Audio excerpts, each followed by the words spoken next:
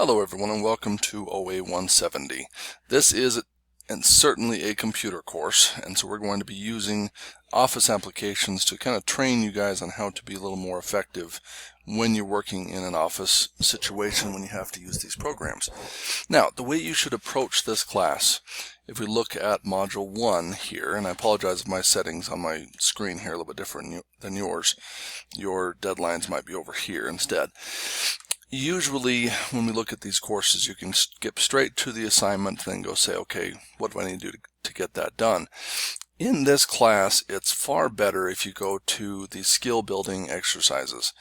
If you look in your book and look at these exercises, if you go through and actually work through these exercises, there's data files to help you through them. You work on the different tools that you need in order to be successful. When you get to the actual assignment, if you've done the skill building exercises, then everything looks fairly familiar. You're used to doing this stuff with some guidance from the book, and you kind of walk through different things. If you haven't done those skill building exercises, these are going to look a little bit like Greek if you don't speak Greek. Alright? So, better to do the skill building exercises first. They're well worth your time. There isn't really a reading component in this class because it's mostly a workbook, so this is in place of the reading. I can tell you that those who complete the skill building exercises on their own as practice have almost no trouble with the Module 1 assignment or with any of the assignments. Now, when you get ready to do this assignment, click on it. It'll show up just like this. This should be the same view as you have. We're giving you two different files. One is a Word document, looks like this. I just downloaded it first, there won't be any problems. Basically just the basic text that we're having you work on. Then there's a flyer, a picture of what it's supposed to look like. Okay? Now what we're giving you is basically the raw content and then the goal. This is the goal, to make it look like this. Alright, now how are you going to get from one place to another? Well, we have some instructions on here. Now you can use any clip art image using the keyword surfer. We have done this before, and actually finding this exact picture sometimes took a little longer than it was worth. So any clip art that you can find with a surfer on it will work just fine. The picture is not important, the formatting and the process is. Alright, so number one, you can change the top and right margins to 0.7. For the word art object, which is this going up and down, you're going to apply several different formatting techniques to it. Type your name in the footer. It even has right here, your name, okay, which you should put your actual name in there. Oops. When you're done, your flyer should look like figure F25, which is right here, except that your picture will likely be different. Now, how do we get to this? Well, it's very important to realize that we're going to go back to here, because this is where you're going to be starting. Okay? It's important to realize how Word works. Alright, Word is it's a very simple program in theory. It allows you to do all the different things that you used to be able to do with typewriters and things like that, but a lot more. Alright, but you start out with a bunch of text, and then you can format it in any of, I think, probably thousands of different ways. When you talk about the different combinations, possibly tens of thousands, and it's all about making little tweaks and changes that you want to make it look exactly the way you want it to. If you look at this document, for example, they started out by just typing all this in, and then you ended up with two different columns. You ended up with some formatting on the headings, some color on that text. You have a bulleted list here. You have these left justified instead of centered. All of this is just someone going through and saying, I want it to look kind of like this, and tweaking things until they work. Alright, but you go through and change it. You want to change the alignment. You could say you want it centered instead of left justified. You can do right justified. It's until it looks consistent, professional, and preferably easy to read. If this paragraph, for example, were a little bit larger, you would want to split it into two because it'd be a little bit harder to read. You also want font styles that are consistent and also easy to read. If you go with something like this, how easy is that to read in the same context? It's not. So you want to just keep tweaking things. Now up here at the top, you have, these are the ribbons up here, is what they call them. You have the home ribbon, where you have all these different tools that we fairly often use. Okay, you've got your bold, italicize, underline, different things you can do to the font, different things you can do to the colors of the font right here. You've got bulleted lists, numbered indented multi-level lists, and you've got different things with indenting, spacing, background, color, borders, and then some basic formatting. Things that Word does to help you is if you do put your mouse over something, it's going to tell you what it does. Okay, this will make something bold. If you go up here, just let it sit for a second, say create a bulleted list, make a numbered list, change the center of the content. But this is where we spend most of our time, but this is just one of the ribbons. If you go in here to insert, you can actually have it put in a cover page. You had to do that for other assignments likely. Well, here's a whole bunch of preset cover pages. You could put in a blank page, you could break the page, you could put in a table, which we'll play around with. Pictures, this is if you have pictures from your computer.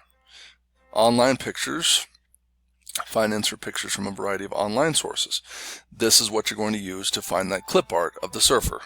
This used to be called clip art. Now they switched it, just calling it online pictures. You put in different shapes. You can put in arrows. You can do smart art. You can put in charts. Though we'll use more Excel to do charts than we will Word, but it's still possible. Put in a screenshot on your computer. Easy way to do that. Online videos, hyperlinks, all these different things, even equations and symbols if you're doing a math situation. Headers and footers. Wondering how you put in a name?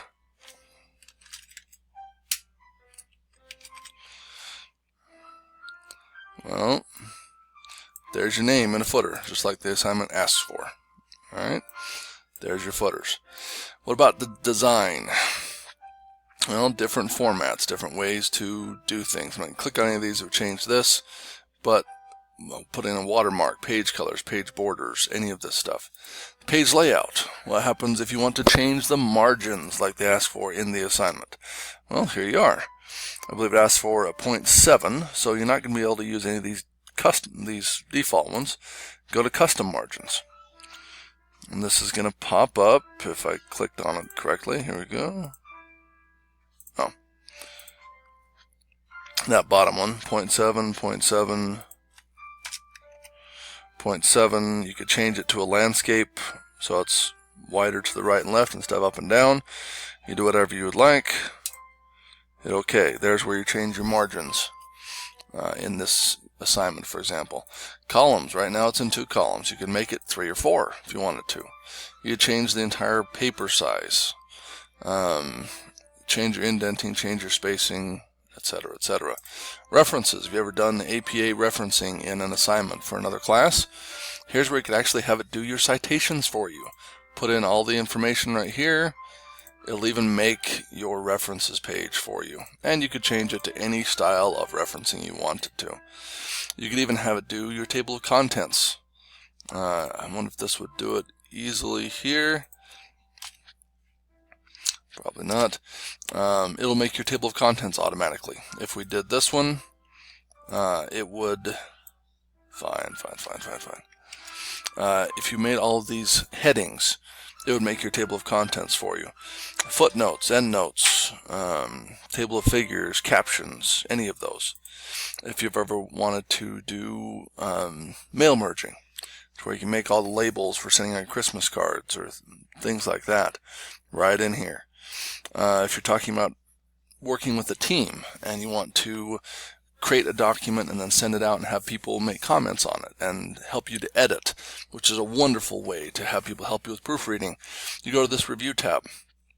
You can click on track changes, and any change that they make, there will be something right here showing what they did. And then you can also say, you can show all the markup, or we'll go back to the original, no markup, which would be the new changes, etc. You compare, you could insert comments. You know, I don't like this. And then you have a comment attached to that spot. Have different views. You could do different modes to be able to see this. This is reading mode. You could do print mode. You could do a whole bunch of different things. One page, multiple pages, new windows. There's even macros that'll let you record things that you do if you're doing something often enough to change things. Now, what about if you do add a picture? We're really messing with this document now, but that's okay. I'm going to insert an online picture. Okay. We're going to say, what about a surfer? Well, that one. Insert. Now we can play with this, move it around, make it bigger, make it smaller, and move it around the page as much as we'd like to. Now you'll notice up here at the top, when we inserted this picture, we had a new ribbon show up, which is under Picture Tools and Format. Now we can do all kinds of things with this picture to change how it appears. Okay, whatever we want to do. And also wrap the text. We can do all kinds of picture effects. And here's where you're going to make some of the changes to, well, using these types of tools, how you're going to use your word art. Okay, so you're going to, let's toss in some word art here.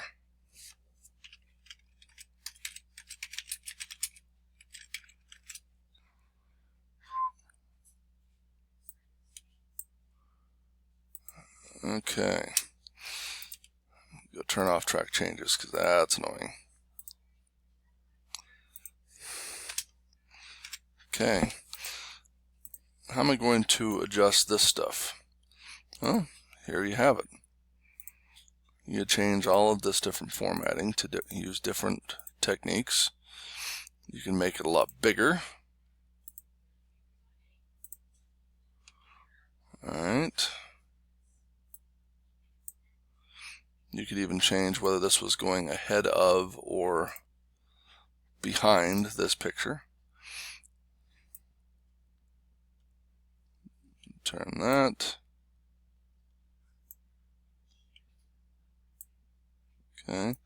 So you can see you can take any kind of formatting object and you can do all kinds of things to decide how you're going to make this look using just these tools that are right up here at the top of the screen. Your text direction, whether you're in front of or behind the text and the pictures, and a whole bunch of effects on how you want it to look.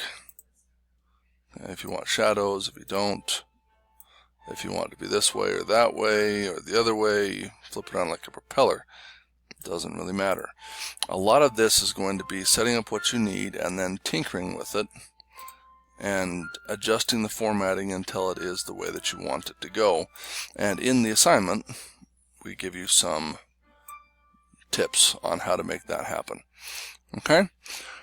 So, when you're using Word, realize that almost everything that's in Word is editable.